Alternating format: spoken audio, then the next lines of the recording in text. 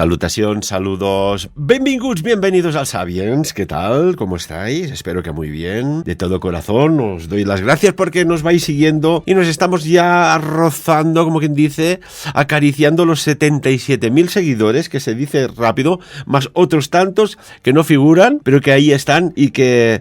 contentos, orgullosos, satisfechos, estamos de, pues lo que nos vais siguiendo, lo que nos vais diciendo, lo que nos vais motivando también, necesitamos motivación, es un buen combustible. Y atención porque tenemos una entrevista hoy espectacular. Tan espectacular que nos hace saludar al profesor Felipe Botalla. Profesor, ¿qué tal? Bienvenido a Sapiens. Oye, muchísimas gracias, Ferran. Nada, muy bien, encantado de haber participado contigo en el último congreso de este fin de semana. Muy agradecido, por supuesto, por todo tu esfuerzo. Y nada, con muchas ganas, cuando me dijiste de poder hablar a cabo de unos días como es hoy, pues con ganas, sencillamente. Y muy bien, además. Dime. Bueno, creo que voy a hablar en nombre de todo el público que había, que estaba la sala, como pudiste ver, llena, que esto es una satisfacción cuando organizas algo y bueno, y las personas responden, se implican, están atentas, tantas horas, tantas conferencias, tanta información, dispar, diversa, interesante creo yo, al menos así lo considero. Y claro, yo me di cuenta que en tu conferencia, Felipe, teníamos que trasladarla a todas las personas que no pudieron venir de alguna manera u otra y que te agradezco que volvamos a revivir aquellos momentos fantásticos de esas puertas estelares. Pero antes te quería preguntar una cosa, ya que vamos a hablar de puertas estelares, y esto es geopolítica, ¿eh? ¿No te extraña, tú que has trabajado en Oriente Medio, que has trabajado en Alemania, que has estado aquí, allá, eres hombre, profesor de escuelas de negocio, que hay algo extraño que está aconteciendo en todo el mundo y ahora más concretamente en Oriente Medio? Bueno, Oriente Medio siempre ha sido un avispero, ¿no? De alguna manera, que siempre hay gente que lo quiere agitar, por las razones que sea, yo no entro aquí. Oriente Medio creo que oculta, queriendo sin querer, muchos temas que están relacionados con las puertas estelares, ¿no? Esto viene de antiguos textos sumerios, antiguos textos de Mesopotamia, de Egipto incluso, donde ya se habla de algo así. Entonces es posible que una razón, entre muchas las que puedan ser, quizás es recuperar o poseer o tener este tipo de, no sé si llamarle máquinas o llamarle pues portales, vamos a llamarle portales dimensionales, porque no hay duda que te pueden dar una ventaja competitiva muy importante ante tus enemigos, ¿no? Y esta puede ser la razón de ataques o de líos o follones en un momento determinado, ¿no? Ha habido varias guerras, estamos hablando de los años 50 hasta... No, en el 47 ya había follón, y después de la Segunda Guerra Mundial ya había follón, es decir que líos siempre ha habido, de unos y de otros, me da igual, pero quizás oculta, porque a veces yo siempre digo las guerras empiezan por cosas a veces inverosímiles, ¿no? Muchas de ellas por el dinero, evidentemente, y el dinero siempre está detrás, pero a veces ahí si barrascas un poco y digo, ¿cómo es posible que montasen esto? En la conferencia comete el tema de Bagdad, ¿no? Que los marines lo primero que hicieron entrar en Bagdad en la guerra contra Saddam Hussein fue ir directamente al museo arqueológico y llevarse una serie de piezas que han desaparecido, o sea, ya no se pueden ver, o sea, las tienen en Estados Unidos, y se dice que entre ellas lograron llevarse una puerta estelar que tardaron un tiempo en desmontarla, fue bastante complejo, se ve, pero bueno, ya está en Estados Unidos, ¿no? Entonces, montar todo el tinglado en un país que en principio no había tenido, a que yo sepa, ninguna relación con el 11S, pues y asaltarlo totalmente y dominarlo, pues responde a una situación un poco extraña, ¿no? Que no es clásica de guerra convencional, vamos a decir. Bueno, si me permites, es que como dices tú, esto ya viene de antiguo, ¿no? ¿Por qué siempre hay esa agitación extraña ya, esa genética, pues combativa? Pero claro, yo recuerdo, era muy jovencito, profesor, que en clase nos hicieron hacer un trabajo de actualidad, de recortes de periódico, de lo que estaba aconteciendo en la guerra Irán-Irak. Y nos remontamos esto a la década de los años 80, que ya ha llovido. Y yo recuerdo que en aquellos recortes de periódico, y cuando ya hicimos la exposición en clase, sacando conclusiones, de ahí me viene, y que cada uno saque sus propias conclusiones, que había algo más en ese conflicto bélico entre Irán e Irak, que comenzó en el año 1980 y se prolongó casi hasta finales de la década de los 80, en 1988. Y además no hubo un vencedor. ¿Pero qué buscaban unos y otros? ¿O acaso unos buscaban algo que estaba en la tierra de los otros y los otros, conocedores, defendieron su tierra y su reliquia a cal y canto, porque al cabo de un tiempo de esa invasión de Irak, que estaban así, entraban en Irán, en Irak, la frontera iba oscilando, pero cuando hubo ese cese el fuego, ese empate técnico, al cabo de unos años hay la guerra del Golfo Pérsico, esa guerra de Irak, en la cual el padre Bush, después el hijo Bush, tenían como objetivo Bagdad. Es muy extraño, ¿no? Bueno, yo la guerra en Irak la viví en primera persona porque entonces estaba en Irán y es cuando pude salir del país como pude, vaya, entre otras personas y yo. Y a ver, una primera lectura de esa guerra es que unos son chiitas y otros son sunitas, ¿no? Los iraníes son chiitas y los iraquíes son sunitas. Y eso son dos facciones del Islam, ¿no? Y que siempre están a palos. Los iraníes, los chiitas representan un 80-85% del total del Islam y el resto, pues, un 15%, y los sunitas son el 85%, aproximadamente, ¿eh? Es decir, que hay muchos más sunitas que chiitas. Entonces, esa es la primera, digamos, excusa para la guerra. Es evidente que hay algo ahí, porque ambos trabajan textos antiguos, religiosos, y no te engañes, digamos, la civilización empieza en Mesopotamia, empieza básicamente en Sumeria, en Ur, Nippur, todas estas grandes ciudades que yo expuse un mapa en la conferencia, donde se han encontrado restos, donde hay evidencias de que allí había pues civilización, se han encontrado las famosas tablillas cuneiformes, se han encontrado muchísimas cosas, y por ejemplo, Zacarías Sitchin, al que yo pues sigo mucho y he leído todos sus libros, ya murió, ¿no? Pero él ya habla que allí empieza todo, y él ya habla en aquel momento de los Anunnakis, hablaban de historias que te las creerás o no, pero tienen como mínimo verosimilitud, y eso es importante. Y además él era un hombre que podía traducir directamente del cuneiforme, o sea que no era cualquier cosa, ¿no? Y hablaba hebreo antiguo, sabía lenguas muertas, bueno, una cosa tremenda. Quiere decir que era una información de primera mano. Entonces yo no dudo que entre Irán e Irak hubiese algo más que simplemente un conflicto religioso que ya es potente, cuidado. No estoy diciendo, no estoy desestimando el conflicto religioso porque a verlo haylo.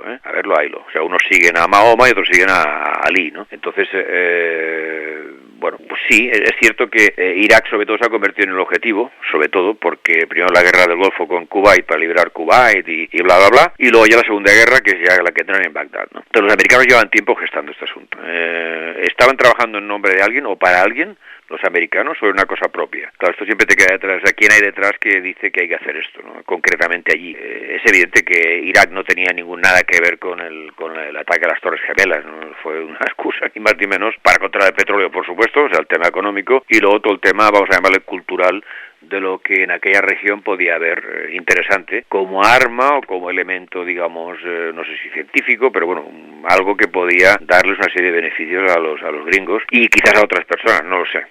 No, de hecho, jamás aquellas famosas armas de destrucción masiva se llegaron a encontrar, con lo cual ratifica y refuerza tu teoría. Es decir, allí se fue no por unas armas, sino por algo más. Pues nuestras fuentes nos han dicho que podría ser que en el subsuelo de la zona de Gaza, cuando estaban tunelando las milicias locales, se encontraron con alguna reliquia de estas ancestrales bíblicas y empezó a articularse algo tan sumamente extraño que nos ha llevado a vivir lo que estamos viendo, ¿no? Pero bueno, vamos a entrar en tu conferencia, Felipe. Vamos a hablar concretamente de todo lo que nos explicaste, que es fabuloso y que quiero compartir con todos nuestros seguidores y oyentes. ¿Por dónde empezamos? Bueno, a ver, yo diría que lo que hemos de empezar es como empezar a convertir, que es explicar qué es una puerta estelar, ¿no? O al menos lo que se sabe. La puerta estelar, como decía allí, es una puerta, efectivamente, un portal que está conectada a otra. Esa otra es el destino. O sea, yo cuando entro en una puerta estelar voy a otro sitio. Por lo tanto, hay una salida, para entendernos. ¿Qué permite una puerta estelar? Hasta donde sabemos, una torsión del espacio-tiempo, con lo cual puede llegar a un lugar muy remoto muy rápido, o un lugar inaccesible muy rápido. Claro, aquí hay una divergencia y es que, o algo que hay que tener en cuenta, y es que hay puertas, digamos, naturales y otras artificiales, ¿vale? La natural te transporta a un lugar desconocido, entras ahí por un vórtice o por lo que sea y apareces en algún sitio que tú no tenías previsto, ni muchísimo menos, ni siquiera sabes dónde es, y puede ser No quiero hablar del universo, pero bueno, puede ser en cualquier lugar, ¿no? Y la electricidad está conectada a otra puerta, lo que llamaríamos como un destino o un atajo, ¿no? O sea, la puerta al final lo que intenta ser es un atajo. Hablan de los agujeros de gusano, podría ser una forma de puerta estelar, por ejemplo. Hay una natural que está en el Golfo de Adén, que en el Yemen, en el sur de Yemen y toda la parte de Somalia, que es lo que llaman el Cuerno de África, y bueno, puse una fotografía en la presentación donde se podía ver en aquel momento una foto satélite donde se veía una especie de vórtex que aparentemente es la apertura de esa puerta, ¿no? El problema aquí es que se abre pues cuando quiere, al ser natural no responde a nada, ¿eh? Lo que pasa es que parece que está bastante bien ubicada y de hecho todos sabemos que en la zona, aquí hablan de los piratas somalíes, que sí, efectivamente existen, ¿no? Pero hay una cantidad de bases militares de varios países tremenda, entonces es una zona, vamos a llamarle caliente en el aspecto puerta estelar, ¿no? O por lo menos no solamente son los piratas, porque al final los piratas, no digo que no sean peligrosos, pero bueno, van con unas barcazas e intentan asaltar barcos y tal, y lo consiguen en algunos casos, pero bueno, que eso mueva a montar bases militares potentes de muchas grandes potencias, incluso la China, no sé, pues es sorprendente como mínimo, ¿no? Entonces, ¿qué hay allí? Perdona, Felipe, que nos mostraste una imagen de cuando se abre una puerta estelar, incluso en las nubes se genera como una especie de halo misterioso, ¿verdad? Vortex es una entrada, para entenderlo, ¿no? Claro, la pregunta es, ¿y a dónde voy a parar yo si entro en ese vórtex? Sí que se han registrado unas desapariciones en la zona, pero vamos, repito, sucede cuando sucede, no hay ninguna periodicidad concreta o el martes o los martes por la tarde, es decir, no, sucede y por alguna serie de circunstancias meteorológicas o magnéticas o eléctricas o no sé, llámale como quieras, ¿no? La electricidad y el agua, que sabes que es una gran conductora y sobre todo si es salada, digamos, tiene que ver con estos componentes de puertas estelares, tiene que ver con su funcionamiento, hasta donde sabemos, claro, por esto es un tema que sé que se está estudiando, pero es difícil, ¿no? Luego también, por ejemplo, claro, no solamente en el Golfo de Adén, las puertas están en muchos sitios, por ejemplo, puse la puerta de Amaru Meru en Ayumarca, en Perú, en la que he estado, a mí no me pasó nada ni me trasladé a ningún sitio, y es una puerta que además tiene una forma, digamos, imagínate un cuadrado y luego una especie de rectángulo encima, o sea, tiene forma de T, abierta, amplia, y claro, a mí lo que me choca es que esta puerta, que tiene el tamaño de una persona convencional, vamos a decir, se repite en una serie de jeroglíficos en Egipto, que es lo que expuse allí, ¿no? Y esos jeroglíficos dibujan una puerta exactamente igual que la de Perú, exactamente igual, y no solo eso, sino que junto a esa puerta egipcia aparece una estrella en los dos jeroglíficos que puedo encontrar. Claro, hablando de una estrella, es una puerta estelar, es una puerta que te lleva, no sé, a otro lugar en el espacio. Pero bueno, yo siempre he dicho, los egipcios eran bastante realistas en sus grafismos, ¿no? O sea, no hacían fantasías abstractas, sino que era una cosa que dejaban claro que aquello tenía que ver con lo que tiene alrededor. Entonces esa puerta, que es la que domina la escena, está junto a esa estrella de 5 puntas. Claro, me está diciendo algo eso, y que además la casualidad es que es igual que la de Perú. Entonces es muy sintomático, ¿no? O sea, aquí hay algo, y hablamos de dos culturas alejadas 15.000 kilómetros, que difícilmente en aquellos tiempos, digo yo, las conexiones pues no eran tan fáciles, me imagino, ¿eh? No lo sé. Entonces claro, que coincidan exactamente, a mí me llama mucho la atención, es una cosa que cuando lo vi digo, ostras, pues realmente tienen que ver, seguro, tienen que ver. Es como la pirámide de Menkaura, la de Miquerinos, que en la parte inferior es igual que las piedras de Cuzco y las piedras de Perú, que tiene aquella geometría tan extraña de muchas caras que coinciden perfectamente como un rompecabezas. ¿Cómo es posible? O sea, por lo mismo, o sea, hay otra similitud que me sorprende. Fueron los mismos arquitectos. ¿Seguían un proceso, un sistema igual en ambos casos? No lo sé, son preguntas que quedan ahí, ¿no? ¿Vale? Después, también, profesor, hay algo que me encantó, porque bueno, uno puede explicar cosas, ¿no? Pero cuando aporta pruebas de relieves, de pergaminos, de grabados, que ya en tiempos, pues en esos prototiempos pasados, pues ya se hacía referencia, pues eso me fascinó. Recordemos aquellos momentos cuando nos ilustrabas con imágenes de la época, pues sumeria, que ya se mencionaban a esas puertas estelares. Sí, de hecho presenté 4 imágenes. En una se ve una puerta estelar, bueno, lo que llamamos una puerta estelar, que sería un círculo, muy similar al de la película Stargate. Además tiene gracia porque se parece mucho, incluso tiene unos triangulitos en los extremos de ese diámetro. O sea que la película supongo que se basó en algo así. Una puerta estelar que se halló en un zigurat, que es una de estas medio pirámides, en Nippur, que fue una de las grandes ciudades en el norte de Sumeria, ¿no? Yo creo que en Sumeria empieza todo esto, ¿no? En año 1928, o sea, a partir de 100 años, ¿no? Y luego aporté 3 fotografías de 3 puertas estelares que se hallaron en Zogot, en Ur, que Ur dicen que es la ciudad más antigua de la historia, ¿eh? Además el patriarca Abraham es de Ur, por ejemplo, no era judío, era sumerio. Y esas 3 puertas, nadie sabe dónde están en este momento. Todas tienen una especie de este mineral, cuarzo, tiene unas circunferencias de cuarzo en el centro y una especie de como de olas que se mueven alrededor. O sea, son cosas muy extrañas. Es decir, estas fotografías entiendo que son originales, ¿no? Porque se ven muy bien. Entonces no sé de qué. Y esto fue en el año 32, perdona, estas segundas puertas. Todo esto ha desaparecido. Yo no soy capaz de saber dónde están estas puertas, pero alguien las fotografió, alguien las encontró y hay fecha y hay lugar. Entonces, ¿dónde fue a parar todo esto? Además tienen forma de puertas, es curioso, ¿no? Es realmente un y que, bueno, de alguna manera debía funcionar, no me preguntes cómo, pero aquello tenía que ver con esa puerta, con ese traslado, ¿no? Pues como podemos ver aquí, pueden ser en círculo, pueden ser en rectángulo. O sea, el rectángulo es más una puerta, vamos a llamarle tradicional, ¿no? El círculo, pues, es el otro estilo de puerta que quizás es más peliculera, por decirlo así, ¿no? Fíjate, Felipe, el detalle de esas puertas, que yo aún desconocía el contenido de tu conferencia, yo pinté un cuadro que ya tiene propietaria, además muy joven, que ya salía una puerta estelar. Y fíjate qué similitud había entre unos y otros. Y claro, para explicar esto a veces tenemos que ir un poco a 2 generaciones atrás. Tan solo 2. Si les diéramos un teléfono móvil en las manos, a mi abuelo que era campesino, no sabría cómo ponerlo en marcha. Estoy convencido. Pero estos artilugios, estos objetos, estos OPAs, estos objetos fuera de su tiempo, en el momento que sabes utilizarlos, bien pueden abrir estos canales, ¿no? Y por los agujeros de gusano o el famoso puente de Einstein-Rosen, entonces sí que cobran significado y utilidad. Yo puedo imaginarme en este momento que estas puertas o este círculo que debe estar en Estados Unidos, estoy seguro que están trabajando o lo que se llevaron del museo, pues a ver cómo funciona. Claro, yo tampoco es posible, como tú dices muy bien, que hace 100 años una persona da un teléfono y no tiene idea de qué es aquello, ¿no? Exactamente, no se lo pueden imaginar.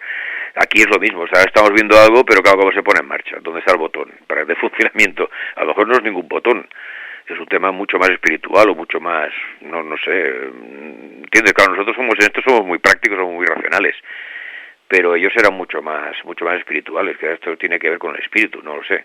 Entonces, es difícil, claro, que podamos poner en marcha algo así, creo yo, cuidado, igual lo han conseguido, no lo sé, pero es complicado. Tú cuando ves estas fotografías, claro, te resulta difícil pensar cómo funciona esto, ¿no? Y en qué circunstancias, además.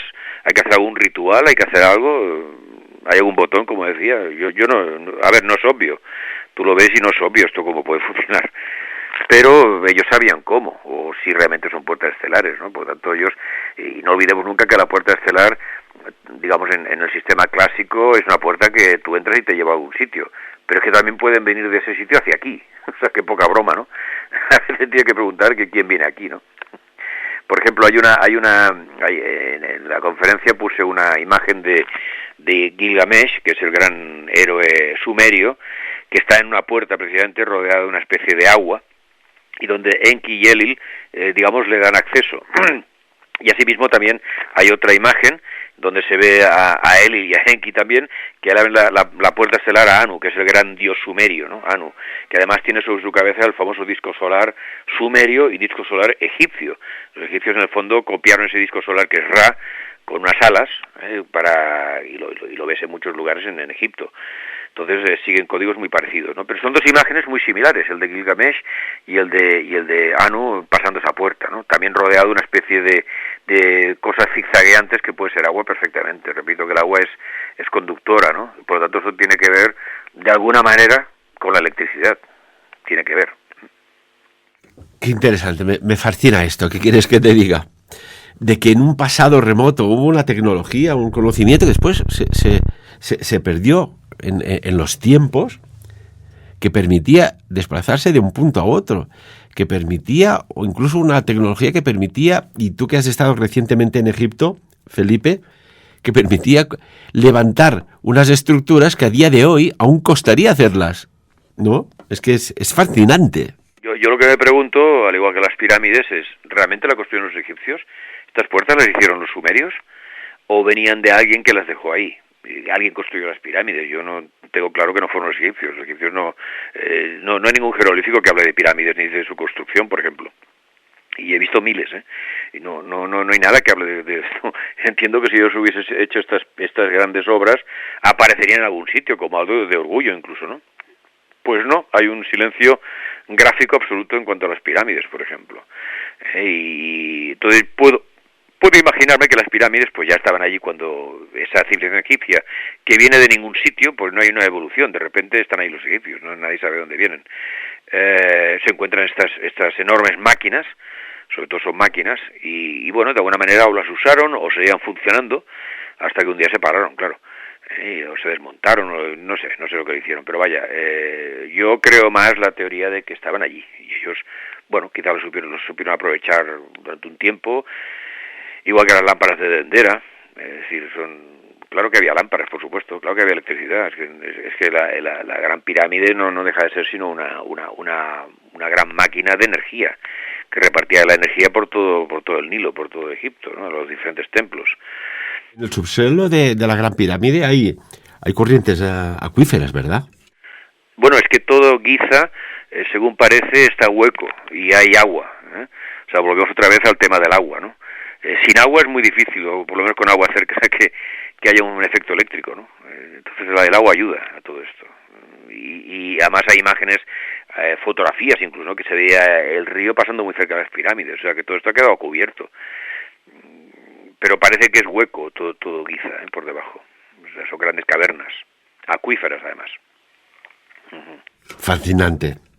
Cuéntanos más cositas sobre estas puertas estelares que tú has investigado. Yo te puedo decir que, bueno, Montserrat, sin duda alguna, es una puerta estelar.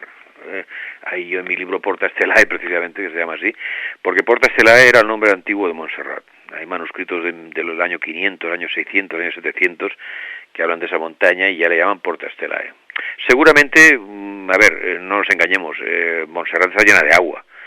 Esto lo ves claramente, el agua que rezuma por lo que es el conglomerado monserratino, que es el tipo de piedra que es muy extraña en toda la Tierra. O sea, hay muy pocos lugares donde esté este tipo de conglomerado, y Montserrat es el lugar más grande de ese tipo de conglomerado. Entonces ves cómo rezuma el agua de la propia piedra.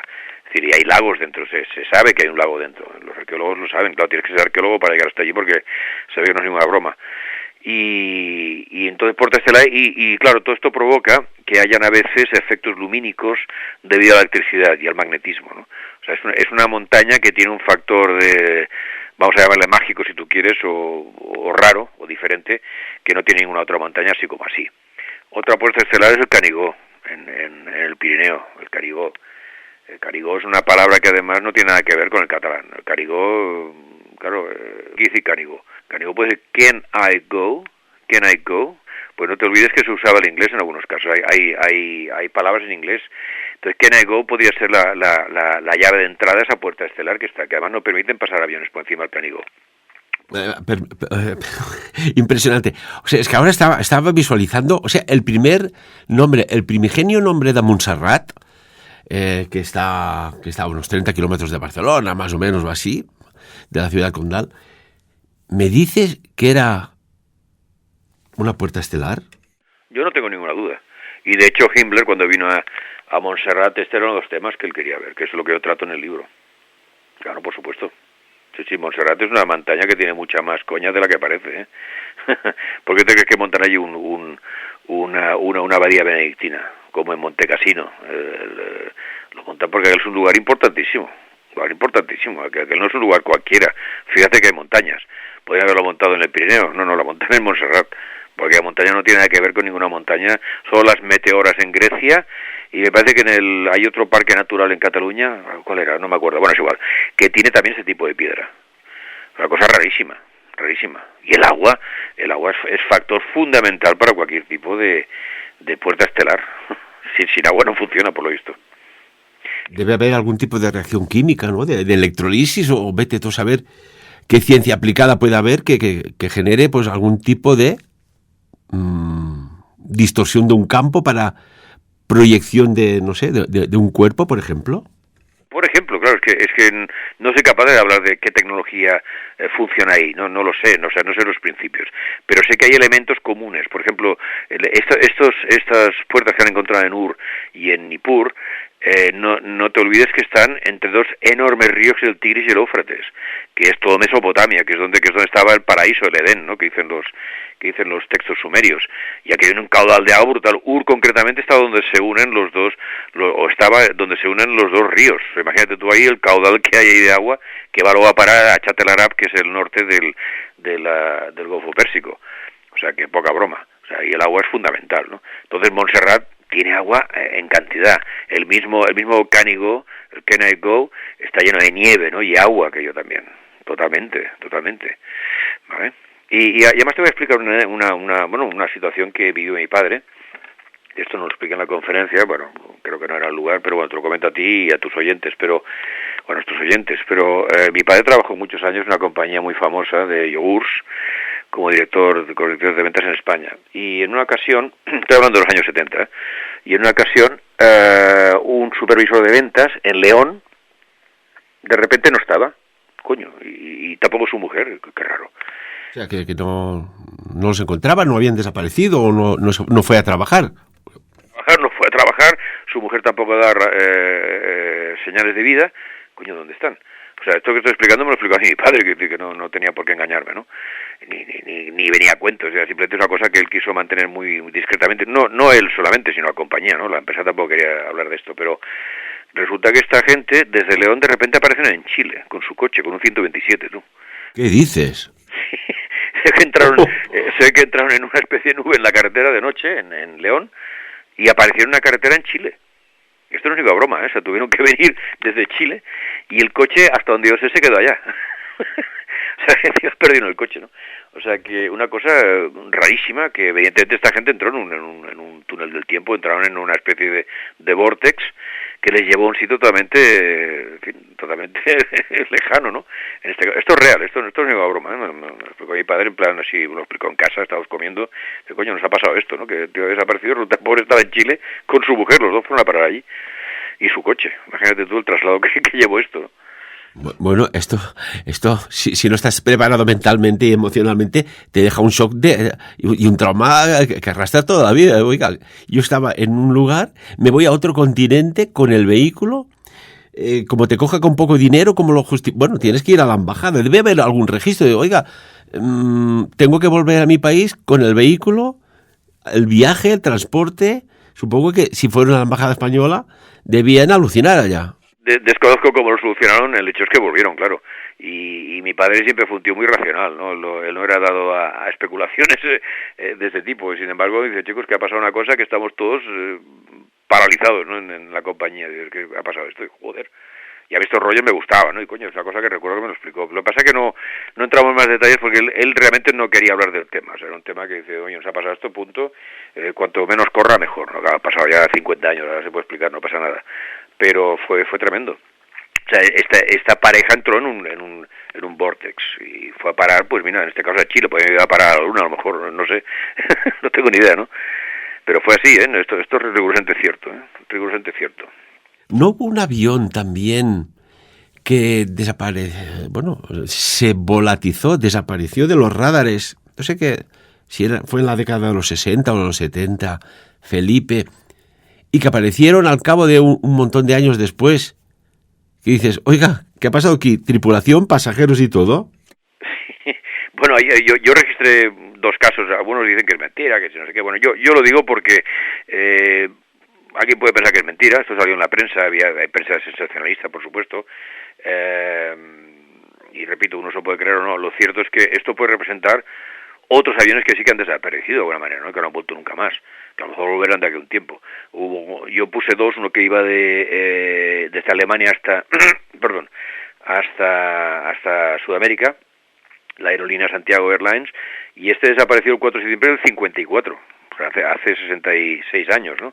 69 años. Oficialmente desapareció en el Atlántico, pero sin embargo el 12 de octubre del 89 apareció en Porto Alegre, en Brasil, 35 años después, ¿no? Con sus 92 viajeros y tripulantes a bordo, que dicen que eran esqueletos.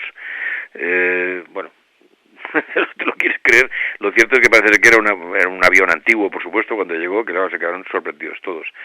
Los tíos de la torre de control dicen que es verdad.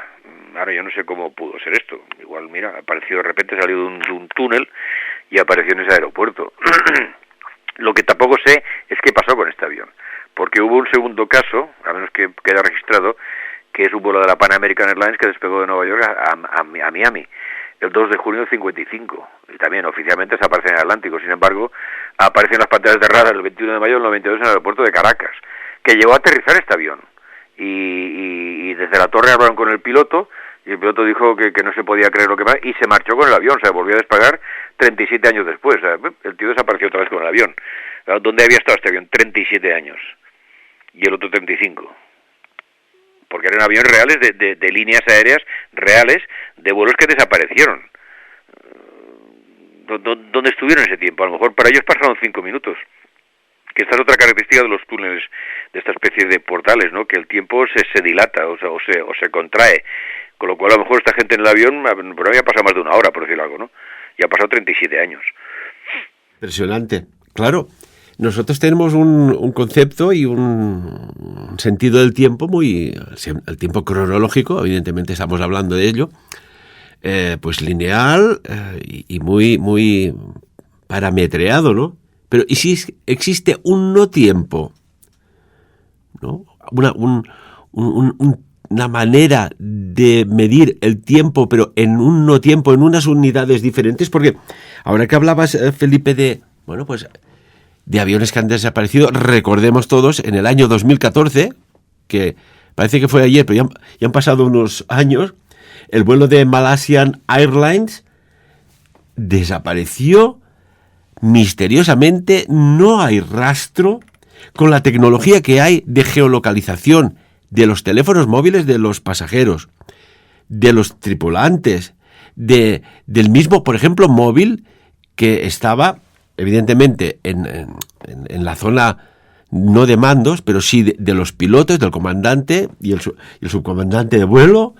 Ese vuelo, el Malaysia Airlines MH370, no ha dejado rastro, desapareció en el Golfo de Tailandia y allí se volatizó, se esfumó, y dudo que jamás se vuelva a encontrar restos de un avión accidentado, porque no se accidentó. Esta es mi opinión, ¿eh? O sea, esto es imposible, sencillamente. O sea, es imposible. A día de hoy, el siglo XXI, o sea, un avión no desaparece porque hay demasiado rastro tras él. Durante el vuelo hay balizas, teléfonos, como tú decías, el avión está continuamente monitorizado, o sea, se sabe dónde está el avión en todo momento, o sea, tú no puedes desaparecer. Hace unos años también sacaron un avión de Air France que había caído en el Atlántico y lo encontraron, y subieron la caja negra, todo, o sea, incluso pues maletas, o sea, que lo localizaron bastante profundo en el Atlántico. A ver, esto, o sea, sencillamente no es. Es posible, siguiendo con lo que hablamos, que a lo mejor este avión entró en un vortex, y a lo mejor aparecerá aquí 50 años, y para ellos habrá pasado pues un día de vuelo, o 20 o 12 horas de vuelo. O sea, ellos no habrán tenido ninguna sensación extraña, ¿me explico? ¿Crees tú que hay alguna tecnología que no se nos ha dicho y se está experimentando con ella, o simplemente hay fenómenos inexplicables que de momento no hay argumento científico que los pueda describir? Yo, por un lado, creo que hay situaciones, digamos, temporales que están ahí y que desconocemos, Pero también creo al mismo tiempo que hay todo, yo creo que el ejército americano y muchos ejércitos están trabajando este asunto del tiempo, seguro. Y de hecho, en mi conferencia hablé sobre el CERN, que no deja de ser sino un portal interdimensional monstruoso. a lo bestia. Háblanos de ello, que vamos bien de tiempo, porque parte de tu conferencia, profesor, te centraste también en el acelerador de partículas, ¿no? Uno de los nombres que tiene, tiene varios, ahora comentaremos. A ver, en la conferencia se habló del pasado reciente, pasado remoto, y claro, quedaba la pregunta, ¿no? ¿Y hoy hay algo de esto? Entonces yo dije, bueno, el CERN para mí es un ejemplo de ello, ¿no? El CERN empezó en el año 52, o sea, mucha gente se cree que es una cosa de hace 15 años, ¿no? En el año 52, o sea, tiene, fíjate. Entonces, claro, es un colisionador de hadrones, es un colisionador de partículas, es un acelerador de partículas, es un sincrotrón, es la partícula de Dios. Yo he podido recoger todos estos nombres. Entonces está situado la central está en Ginebra y está situado entre Francia y Suiza, ¿vale? Es un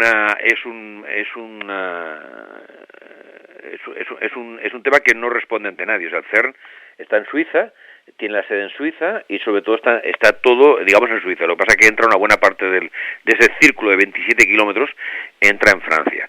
De nuevo, el lago alemán está al lado. El lago alemán es enorme y el agua, pues la que quieras, ¿no? La que quieras. Entonces, ¿qué pasa? Pues que está a 100 metros de profundidad, tiene 27 kilómetros de diámetro y una manga debe ser entre 10 y 15 metros. O sea, el movimiento de tierras para hacer eso supera el de las pirámides de largo, ¿eh? De largo, ¿eh? O sea, es monstruoso esto, es monstruoso. Pues ahora tienen previsto uno que tendrá que tener 100 kilómetros de diámetro y ese sí que pasa por debajo del lago alemán. El lago alemán en Ginebra. Con lo cual, seguramente recogerá agua de allí también, ¿no? Entonces, para mí esta instalación responde sobre todo a un tema de un portal dimensional. Y no olvidemos que casi el 90% del dinero del CERN viene para temas militares. O sea, que nos hablan de bosón de Higgs y la partícula de Dios. Vale, esto es para consumo público. Pero hoy hay un consumo, digamos, secreto que no nos explicarán que tiene que ver con un portal interdimensional. ¿Crees, Felipe, que hay algo más en el acelerador de partículas que no se nos ha explicado? Bueno, yo creo que hay un factor de satanismo. Desde el logotipo, que es el 666, pasando a la propia central del CERN en Ginebra, que tiene forma triangular, está en el número 33 de esa avenida, en las dos columnas clásicas de la masonería, el logotipo 666. Esto se veía en una fotografía que aporté, ¿no? Evidentemente tiene la trinidad hindú, como tú sabes, es Brahma, Vishnu y Shiva. Tiene la estatua de Shiva, con la danza Tándava, que es la danza de la destrucción, y Shiva está en el interior de un círculo danzando. El círculo que es el CERN, que es un círculo. El por qué el gobierno indio regala a un centro, digamos, muy avanzado de investigación una figura de la diosa Shiva. Es como si yo le regalo a un centro muy avanzado de la India, pues una figura de Lucifer, ¿no? Para entendernos. Coño, no tiene mucho sentido, ¿no? Sin embargo, sí, además están dentro de un patio que no se tiene acceso. Tú cuando visitas el CERN, esta estatua no te la enseñan, por supuesto, pero hay fotos, se puede ver. No, es que la gente va al CERN y va en colegios y van grupos y va a decir, sí, claro, ¿y qué te enseñan? ¿200 metros cuadrados del CERN? Cuando tiene 27 kilómetros, te enseñan por lo que te quieren enseñar, como siempre, ¿no? No te van a explicar según qué. Evidentemente, cuando se halló el bosón de Higgs, la palabra clave que dijeron los científicos fue pentasigma, que como tú sabes es una vieja expresión satánica. Es un mantra además. ¿Para qué? Para abrir portales dimensionales hacia el inframundo o mundos paralelos. O sea, imagínate tú, o sea, esto no es gratuito, esto no se lo inventan, coño, esto responde a algo, ¿no? ¿Vale? El sigma, por ejemplo, viene del fenicio Samek, que Samek es Samael, o el ángel de la muerte, el antidios.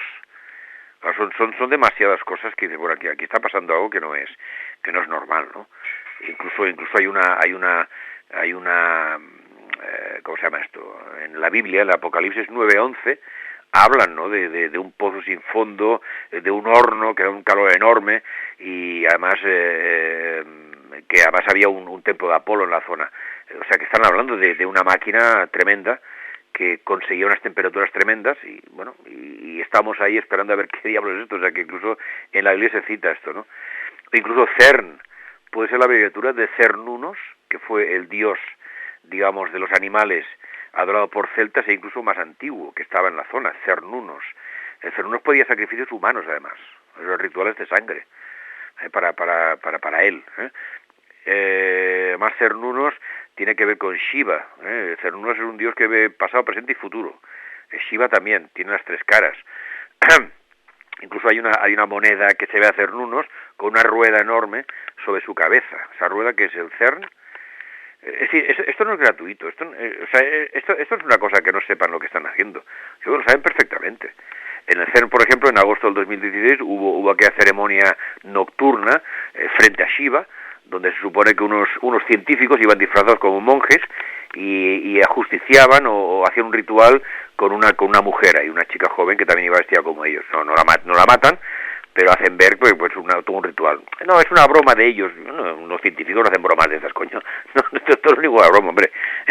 Esto responde a algo.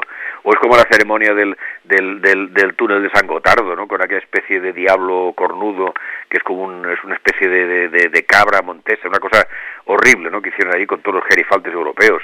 Bueno, en la inauguración del túnel de San Gotthard, verdaderamente las caras de algunos mandatarios europeos, porque habían mandatarios europeos. Recuerdo que lo comentamos aquí.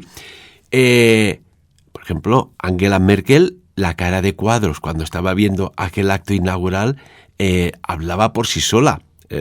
Recomendamos que vean el acto, que no tiene nada de, pues podríamos decir, de tradicional. Allí hay algo con un mensaje que incluso los propios figurantes debían alucinar cuando les dijeron: la coreografía va a ser esta, tú, venga, adelante. Sí. Angela Merkel piensa que es del sistema, que dice, esto no le resulta extraño. No, y luego la excusa era que no, que ese bóvido cornudo, no, en realidad es una cabra que hay por aquí por los montes de Suiza, claro. Yo invito a nuestros oyentes que vean la ceremonia, está en YouTube, 2016, y que saquen sus conclusiones, ya no digo más. Y luego, por ejemplo, hay una entrevista de Anthony Patch, que es un gran investigador, que dice que el CERN admite ahora que están comunicándose con entidades del otro lado. Claro, coño, entidades del otro lado, ¿qué quiere decir esto? Que aquí puede venir gente de no sabemos dónde, que podemos ir allí también. Coño, no sé, a mí me es inquietante esto, ¿no? Como mío es inquietante, ¿no?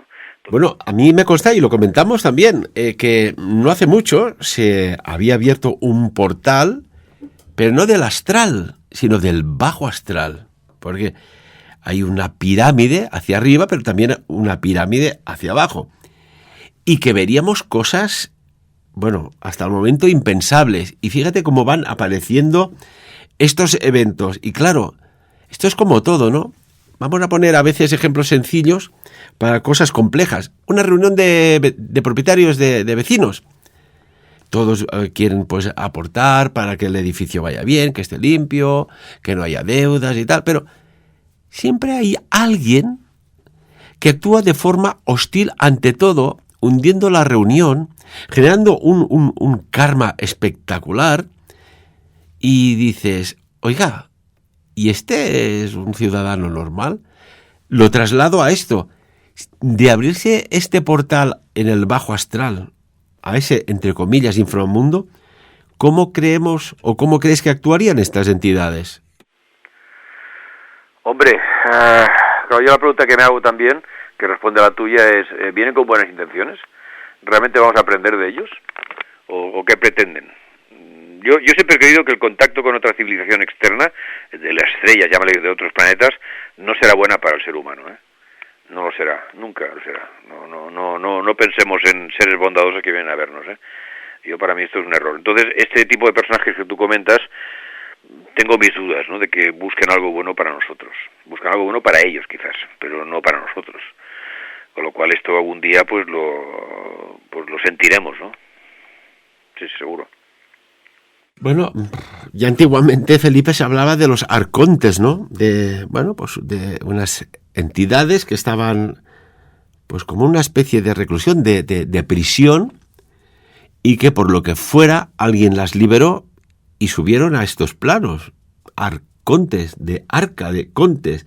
Y esto, bueno, los arcontes ya salen en la Biblia, se hacen menciones en muchos puntos. Y si resulta que aquellos arcontes de la antigua Grecia, aquellos famosos magistrados que ocupaban pues puestos muy importantes en el gobierno de las ciudades, a nivel de organización de las polis, no eran de la especie humana. Fíjate tú, ¿qué te digo? Quizás era otra especie. Yo no creo que sea bueno para nosotros el contacto. Yo por eso cuando mandamos sondas por ahí explicando dónde estamos y quiénes somos, creo que es lo peor que podemos hacer, sinceramente. No creo que estos seres de que vienen por ahí vengan con buenas intenciones. No, irán a la suya, como es lógico, ¿no? No creo que nos aporten demasiado. Entonces... Te voy a explicar algo muy curioso que saben muy pocas personas. Y va relacionado con todo esto que estamos hablando, de alguna manera.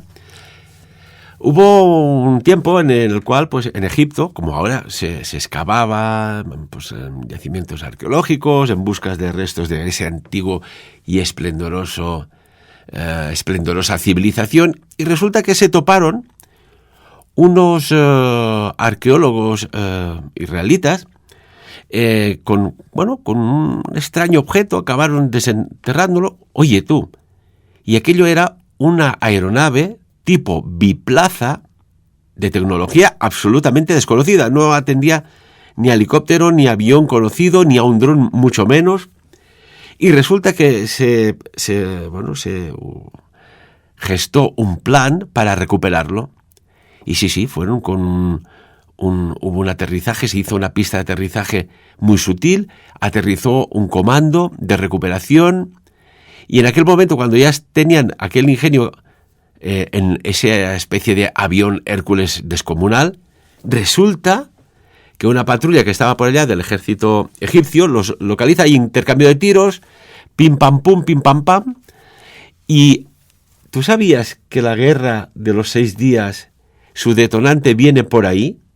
Que se violó la soberanía de Egipto con esta operación, y se articuló toda una cruzada contra Egipto, pero que el ejército de Israel, estando informados, porque sabemos que sus servicios de inteligencia hasta el momento eran muy eficientes, se lanza sobre Egipto aquel 5 de junio del año 1967, y 6 días más tarde se queda con la península del Sinaí, la franja de Gaza, Cisjordania y los altos del Golán.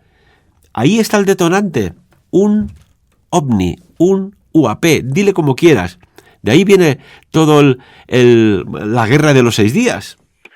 Bueno, puede ser. Por eso te digo que ellos tienen libros antiguos, que muy antiguos, o tienen tradición que habla de cosas que tenían los antiguos. Entonces es posible que hiciesen algo así. Yo no desestimo. O sea, es verosímil, y que eso llevase a una guerra. Bueno, ¿por qué no? Claro, al final. Una blitzkrieg, ¿no? Una guerra auténticamente relámpago que dejó diezmado al que tenía que invadir, y parece ser que había órdenes de tabla rasa, para decirlo fino, vaya. Bueno, pues es posible. A ver, a mí me suena verosímil. Yo no desestimo estas cosas, porque a nosotros no nos cuenta la verdad nadie en ninguna de las ocasiones. Entonces, ¿por qué no podía haber sido algo así? Que hallasen algo importante muy antiguo. Quizás en este caso una nave, como tú dices. Claro, eso puede ser muy interesante para el ejército, saber esa nave, qué es, cómo funciona, posibilidades, todo. Claro, ¿por qué no? ¿Por qué no? Claro, imagínate que en la época medieval aparece un teléfono. Tú sabes, por ingeniería inversa, y hay alguienes seguro que llegarían a desentrañar el artilugio. Pues sí, la operación esa, que el nombre en clave era Operación Foco, fulminan 280 y pico aviones de guerra egipcios, 130 aviones estacionados en las bases de Jordania, Siria e Irak. Fíjate, volvemos a lo del principio, ¿no? Que esa tierra parece ya desde tiempos bíblicos agitada, sobreagitada. ¿Y por qué, Felipe? Para ir concluyendo, es que realmente hay puertas estelares, entradas y salidas de fuerzas desconocidas. ¿Qué opinas? Los porqués pueden ser hay muchas variables ahí, no solo una, ¿no? Yo creo que son enemigos acérrimos de siempre. Entonces, pues unos quieren estar allá, otros no quieren que estén allí, y ya tienes el lío montado. O sea, son religiones diferentes además, conceptos del mundo muy diferentes, y claro, eso choca al final, ¿no? No sé, es muy complejo, no tiene una respuesta única. Esto responde a muchas cosas, y la verdad yo no soy muy optimista, ¿no?, en cuanto a lo que hay, porque es continuo. Y claro, es que tenemos follón hace más de 60 años, 70 años ya. Claro, esto va a parar en algún momento. escaramuzas, líos, guerras propiamente dichas, asesinatos en un momento determinado, bombas, no sé, yo no le veo un final ni rápido ni fácil, ¿no? Va a ser muy difícil porque negociar, bueno, pueden negociar, pero se lo pasan por el forro, ¿no? Claro, ¿qué haces allí, no? Es muy difícil. Porque, permíteme, claro, estamos focalizados porque nos dejamos guiar un poco por la información general, ¿no? En lo que está pasando en Europa, en esta guerra en Europa, en la parte del este, en lo que está aconteciendo, que parece increíble lo que está cada día, no nos deja de sorprender hasta qué punto las cosas están cogiendo un grado de peligrosidad para todos a niveles estratosféricos, pero tenemos que hablar que el pasado mes de septiembre, en Suecia, ese país tan democrático, tan abierto, tan liberal, tan moderno y progresista, ha tenido que sacar el ejército para dar soporte a los cuerpos policiales para enfrentarse a un descomunal incremento del número de asesinatos entre bandas criminales. El ministro sueco, Ulf Kristersson, ha tenido que tomar esta determinación en la cual participa el ejército de la seguridad ciudadana. ¿Es que se puede abrir un conflicto en un país de Europa derivado por otras motivaciones? ¿Qué hay es que hay algo, y podría ser esto que estábamos hablando, concluyendo, de que fuerzas muy malignas están operando en diversos puntos del planeta, ¿o no? A ver, puede ser. Yo creo que es un error esto de la multiculturalidad y multirracial. Toda esa sociedad no funciona nunca. Por ejemplo, en Brasil, de siempre, va a funcionar ahora aquí. Luego Suecia, como el resto de Europa, nos han desvirilizado. Entonces, no hacemos frente a esto. El ejército no está para esto, para un asunto así en Suecia. El ejército está para otras cosas. Esto es un tema social y es un tema que hay que arreglarlo por la vía de, seguramente, la expulsión. O sea, tú no se puede seguir así, hasta el punto que te bloquean barrios enteros. Ya lo estamos viviendo en España, que decir, no hay que irse a Suecia. ¿Por qué vienen aquí? ¿Por qué gente que huye de Irak, dicen, o huye de zonas muy lejos, atraviesan 12, 15 países para llegar a estos sitios? Yo me acuerdo en la Guerra Civil, yo no estaba entonces, pero he leído que en la Guerra Civil, cuando huían los republicanos, ¿dónde iban? Iban a Francia o se iban a México y Argentina, por temas de lazos familiares, idioma y tal, o Francia, por supuesto. No se iban a Noruega, coño. Es que hay cosas que son totalmente absurdas. O sea, no me puedo imaginar a un iraquí en Suecia a 30 bajo cero, ¿no? Es como irse a Marte, al planeta Marte, ¿no? Entonces, esto está provocado de alguna manera. Esto no responde a algo casual o del azar. Todas estas pateras que llegan, ¿tú crees que esto no está preparado?